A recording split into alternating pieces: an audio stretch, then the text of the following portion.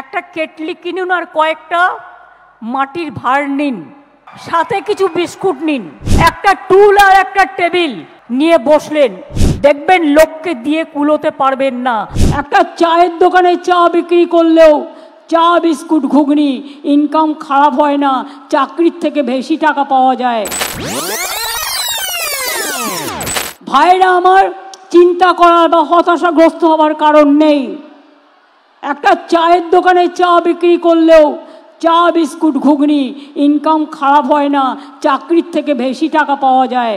মনে রাখবেন, বাণিজ্যে বসত লক্ষ্মী। কাশফুলগুলোকে সমস্ত এক কাট্টা করে দরকার হলে সেলফ হেল্প গ্রুপে বা পাড়ার ছেলে মেয়েদের কাজে লাগিয়ে এক কাট্টা করে তাতে কিভাবে ওটা নষ্ট না হয়ে ঠিক থাকে অ্যাজ ইট ইজ মেডিকেটেড করে, তোমরা যদি এই যে আমরা দেখবেন অনেক জায়গায় খুব হালকা লেপ ইউজ করে গায়ে দেওয়ার জন্য, বাচ্চাদের জন্য তুলোর পিলো ইউজ করে, মানে বালিশ। এই কাশফুল দিয়ে কত ভালো হতে পারে।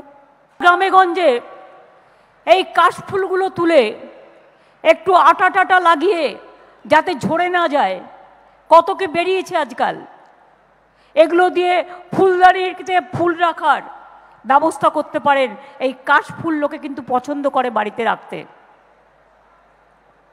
এই ধরনের কিছু কাজ,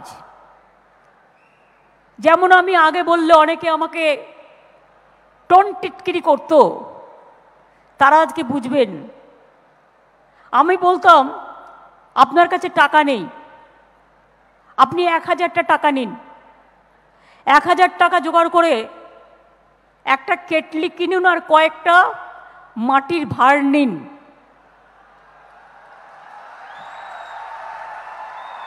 সাথে কিছু বিস্কুট নিন। আস্তে আস্তে বাড়বে। প্রথম দিন আপনি বিস্কুট নিলেন প্রথম সপ্তাহে, তারপরে সপ্তাহে মাকে বললেন মা একটু ঘুগনি তৈরি করে দাও, তারপরে সপ্তাহে একটু তেলে ভাজা করলেন, একটা টুল আর একটা টেবিল নিয়ে বসলেন। এই তো পুজো আসছে সামনে, দেখবেন লোককে দিয়ে কুলোতে পারবেন না, আজকাল এত বিক্রি আছে।